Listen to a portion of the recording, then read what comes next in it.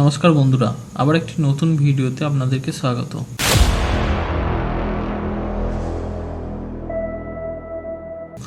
আজকে আমি একটা জিনিস আপনাদের কাছে তুলে ধরবো, যেটা হচ্ছে ওয়ার্ডপ্রেসকে নিয়ে।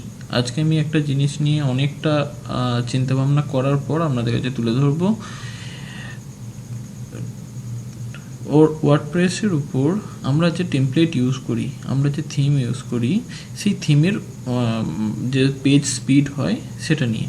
তো অ্যাকচুয়ালি বর্তমানে লাস্ট ভিডিওতে আমি আপনাদেরকে দেখিয়েছি যে আমি নিউজপেপার 11 থিম ইউজ করছি, যেটা আমি এখন আপনাকে দেখাচ্ছি থিম প্যানেলে গিয়ে। তো এই থিমের প্রবলেম অনেক, ওকে। তো সেই কারণেই আর কি এই থিম নিয়ে ডিসকাস করছি।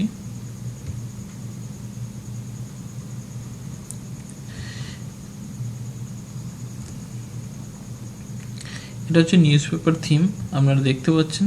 তো এই নিউজপেপার থিমে কি প্রবলেম রয়েছে? নিউজপেপার থিমের সবথেকে বড় প্রবলেম আমরা সিস্টেম স্ট্যাটাসে গিয়ে দেখব, যেটা হচ্ছে memory. Newspaper theme memory update, এই জিনিসগুলো অনেক প্রবলেম। যেমন এই থিম রেগুলার আপডেট হতে থাকে। যেমন এই থিম মানে নর্মাল ইনস্টলেশন হচ্ছে 40 MB এবং এটা থেকে 256 MB পর্যন্ত রিকোয়ার্ড হতে পারে, ওকে। এবং এখানে ডাইরেক্ট বলে দেওয়া হচ্ছে যে এই থিমের মেমোরি 40 MB। তো আমাকে এত ভারী থিম এবং এত এমবির থিম আমাকে লাগালে হবে না। এবং ফ্রিকোয়েন্ট আপডেট, এই থিম এত আপডেট করতে থাকে। যদি আপনি কখনো মানে আপনি দেখেছেন যে এই থিমটা 11.4 জাস্ট 1 মান্থ হয়েছে আপডেট হয়েছে, তো এর মধ্যে আবার একটা আপডেট 11.5.1। তো এত ফ্রিকোয়েন্ট আপডেট হলে অনেক সময় বন্ধুরা যারা মানে থিম এডিট করতে পারে না বা আপডেট করতে পারে না, বা যাদের কাছে রেজিস্টার্ড ভার্সন নেই, তাদের সব থেকে বড় সমস্যা। যারা প্যাচ ভার্সন নিয়ে কাজ করছে, যারা অ্যাক্টিভেটেড ভার্সন নিয়ে কাজ করছে, তাদের কাছে সব থেকে বড় সমস্যা এটা। তো সেই কারণেই আমরা এমন কিছু থিম নিয়ে কাজ করব যেই থিমের ওপর কোনো সমস্যা আসবে না, লাইট ওয়েট হবে এবং ওয়েবসাইট ফাস্ট হবে। তো আজকে আমরা দেখে নেব, আমরা নিউজপেপার থিমকে আনইনস্টল করে দিয়ে আমরা চলে যাব নতুন থিমে। তো প্রথমে আমাদের একটা প্রিবিল্ড ইনস্টল করা ছিল, প্রিবিল্ডটাকে আনইনস্টল করব। হ্যাঁ, প্রিবিল্ডটাকে প্রথমে আনইনস্টল করব, কারণ প্রিবিল্ডের মধ্যে অনেক আর্টিকেল থেকে শুরু করে সব কিছু আমাদের ইনস্টল হয়েছিল। তো সেগুলোকে আনইনস্টল না করলে আমাদের আর্টিকেল থেকে যাবে। তো এবার পোস্টে গিয়ে চেক করব যে আমাদের আর্টিকেলগুলো চলে গেছে কিনা। হ্যাঁ, আমাদের সমস্ত আর্টিকেল চলে গেছে। তো এবার দেখে নেওয়া যাক মোটামুটি আমরা নতুন থিম কিভাবে ইনস্টল করব। তো দেখে নাও বন্ধুরা, অ্যাপিয়ারেন্সে যাব, আমরা অ্যাপিয়ারেন্স থেকে থিমে যাব। থিমে যাওয়ার পর আমরা নিউ থিমে যাব, অ্যাড নিউ থিম। আমরা কিছু ফ্রি থিমের উপর কাজ করব। ওয়ার্ডপ্রেসের ওপর 5000+ থিমস রয়েছে, ফ্রি থিম নিয়েও কাজ করা যায় বন্ধুরা।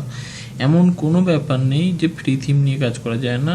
অনেক ভালো ভালো লাইট ওয়েট থিম রয়েছে, যেগুলোর ওপর কাজ করলে অনেক ভালো ওয়েবসাইট ক্রিয়েট করা যায়। তো আজকে আমরা যে থিমের উপর কাজ করব সেটা হচ্ছে জেনারেটপ্রেস। জেনারেটপ্রেসের উপর আমরা কাজ করব। জেনারেটপ্রেসটাকে আমরা প্রথমে ইনস্টল করে নেব, কারণ জেনারেটপ্রেস যদি আমরা না ইনস্টল করি তাহলে আমরা নিউজপেপার থিমটাকে আনইনস্টল করতে পারবো না। তো এটা ফ্রি ভার্সন, আমরা জেনারেটপ্রেসের ফ্রি ভার্সনটা আমরা নিলাম। এবার এটাকে অ্যাক্টিভেট করে নেব। ওকে, আমাদের জেনারেটপ্রেস থিম এখন অ্যাক্টিভেট হয়ে গেছে, ওকে। তো এখন আমাদের যে নিউজপেপার থিমটা ছিল সেটাকে আমরা ডিলিট করব, কারণ এত মেমোরি থিম আমাদের রাখার কোনো দরকারই নেই। আমাদের জেনারেটপ্রেস থিমে কাজ চলে যাবে, কারণ জেনারেটপ্রেস থিম অনেক লাইট ওয়েট। এখানে জেনারেটপ্রেস নিজে বলছে GeneratePress theme is a light weight WordPress theme, okay. তো এটা লেস দ্যান 10 KB সাইজ হয়, ওকে। তো এই থিম নিয়ে বন্ধুরা কাজ করলে আমাদের ওয়েবসাইট যথেষ্ট ফাস্ট হবে এবং আমরা বেশি প্লাগইনসও লাগাবো না। যতগুলো দরকার ঠিক ততগুলো প্লাগইনস নিয়ে আমরা কাজ করব। তো এবার থিম আমাদের ইনস্টল হয়ে গেছে। এবার আমরা প্লাগইনস দেখে নেব। আমাদের পুরনো যে প্লাগইনসগুলো ছিল সেগুলোকে আমরা প্রথমে ডিঅ্যাক্টিভেট করব। প্লাগইনস আনইনস্টল করার পদ্ধতি হচ্ছে প্রথমে প্লাগইনসগুলোকে ডিঅ্যাক্টিভেট করতে হয়, অল সিলেক্ট করে অ্যাপ্লাই করতে হয়।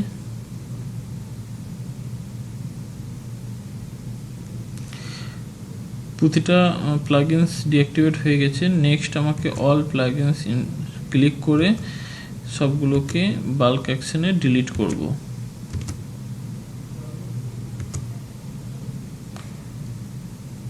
দেখেছো বন্ধুরা, আমাদের সমস্ত প্লাগইনসগুলো ডিঅ্যাক্টিভেট হয়ে গেছে।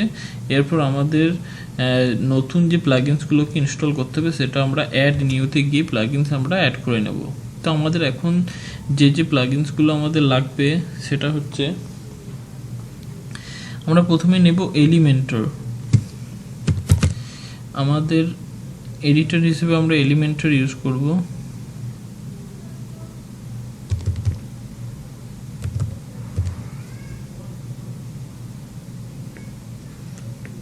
Elementor website builder. নেক্সট আমরা নেব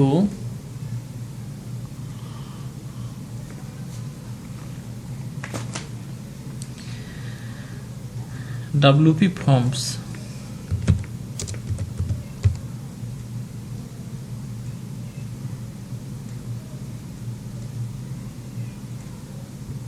WP ফর্মস ওকে। নেক্সট আমরা ইনস্টল করব অটো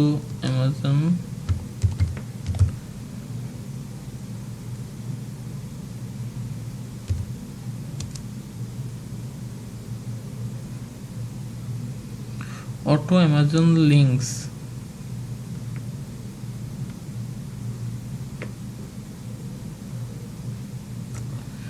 অটো অ্যামাজন লিঙ্কস, কারণ আমরা অ্যাকচুয়ালি অ্যামাজন অ্যাফিলিয়েট করব।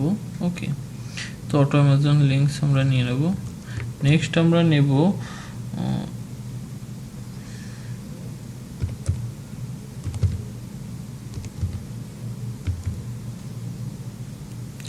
Live mace.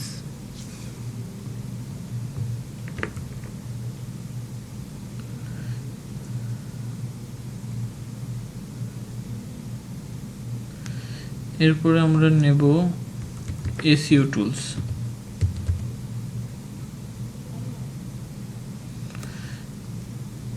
এসইওতে আমরা নেব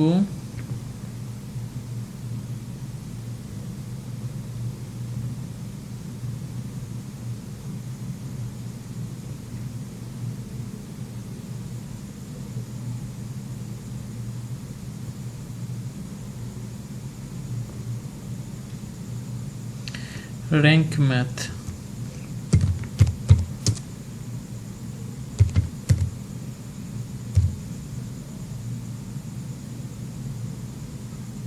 র্যাঙ্ক ম্যাথ। তো আমাদের মোটামুটি প্লাগইনস ইনস্টল সাকসেসফুলি হয়ে গেছে। ওকে, এরপরে আমরা সমস্ত প্লাগইনস অ্যাক্টিভেট করে নেব। তো আমরা প্লাগইনসে যাব। সমস্ত প্লাগইনস আমাদের ইনস্টল করা হয়ে গেছে। এরপর প্লাগইনস অল সিলেক্ট করব, বাল্ক অ্যাকশনে গিয়ে অ্যাক্টিভেট।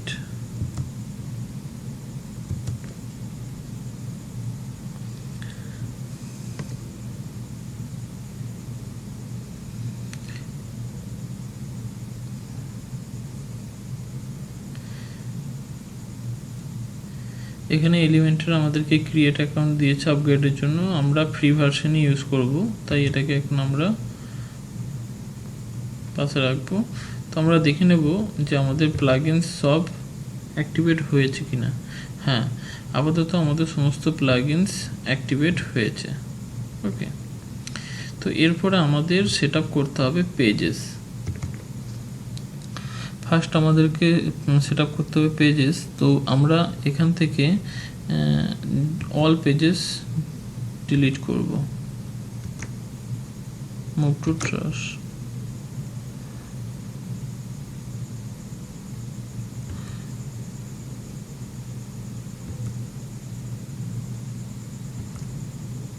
delete permanently। ওকে, নেক্সট আমরা পেজ অ্যাড করব। ফার্স্ট আমাদের আসবে privacy policy.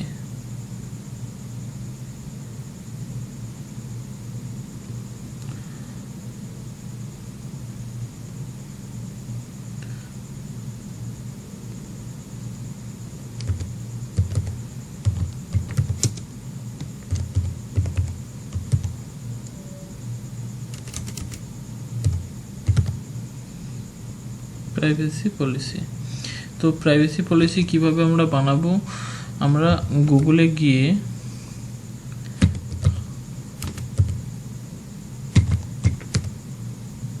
Privacy policy generator আমরা সার্চ করে নেব। তো প্রাইভেসি পলিসি জেনারেটরে আমরা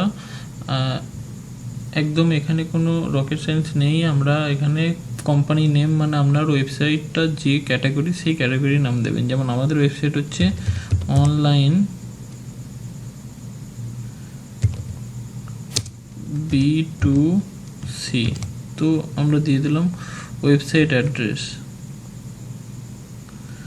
ওয়েবসাইট নেম অনলাইন B2C। ওকে, তো আমরা দিয়ে দিলাম। এরপর ওয়েবসাইট ইউআরএল www.onlineb2c.com। ওকে, এরপর আমরা নেক্সটে ক্লিক করব।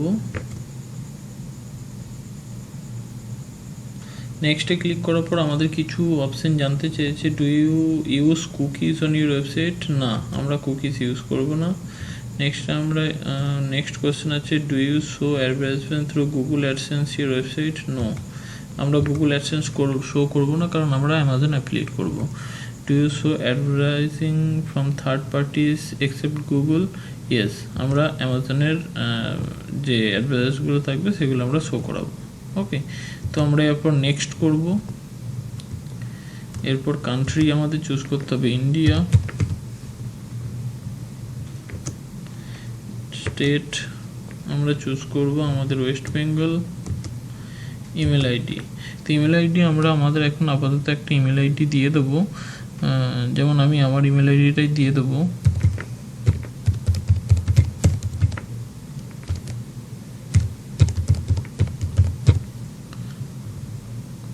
এরপর জেনারেট মাই প্রাইভেসি পলিসি। তো জেনারেট মাই প্রাইভেসি পলিসি ক্লিক করার পর অটোমেটিকলি জেনারেট হয়ে গেছে। তো এটা আমরা পুরো কপি করে নেব।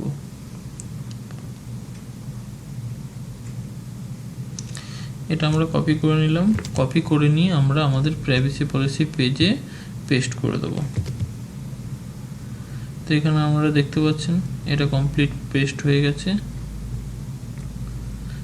Privacy policy. ওকে, তো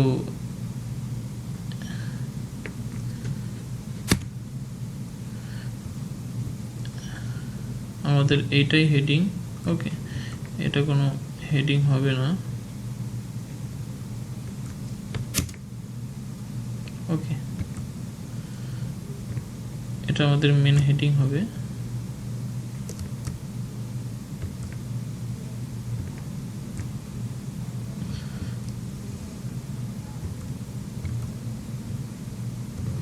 তো আমাদের প্রাইভেসি পলিসি ক্রিয়েট হয়ে গেছে।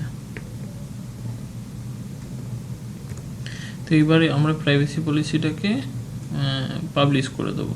ওকে, পারমালিঙ্ক আমরা দেখে নেব। প্রাইভেসি পলিসি হয়ে আছে। ওকে, তো আমরা প্রাইভেসি পলিসিটাকে পাবলিশ করে দেবো। ওকে, প্রাইভেসি পলিসি পাবলিশ হয়ে গেছে। এরপরে আমাদের আরও যে পেজগুলো করতে হবে সেটা হচ্ছে contact us, terms and use and আমাদের হোম। ওকে, তো আমরা পরপর সমস্ত পেজ বানিয়ে নেব। তো বন্ধুরা, এই পেজের যে ভিডিওটা সেটা আমি একটা সেপারেট ভিডিওতে আমি আপনাদেরকে নেক্সট একটা ভিডিওতে দেব। তো আজকে আমি প্রতিটা পেজ এরকমভাবে দিতে গেলে অনেকটা বড় হয়ে যায় ভিডিওটা, তাই আমি ভিডিওটাকে ছোট করার জন্য আপাতত আমি কিভাবে পেজ বানাতে হয় সেটা দেখিয়ে দিলাম। নেক্সট যে সেটিংগুলো থাকবে সেগুলো আমি পরপর ভিডিওতে দিতে থাকবো, আপনারা পরপর ভিডিওগুলো দেখতে থাকবেন। ভিডিওটাকে সম্পূর্ণ দেখার জন্য ধন্যবাদ। ভালো থাকবেন, সুস্থ থাকবেন। আজকের ভিডিওটা এই পর্যন্তই।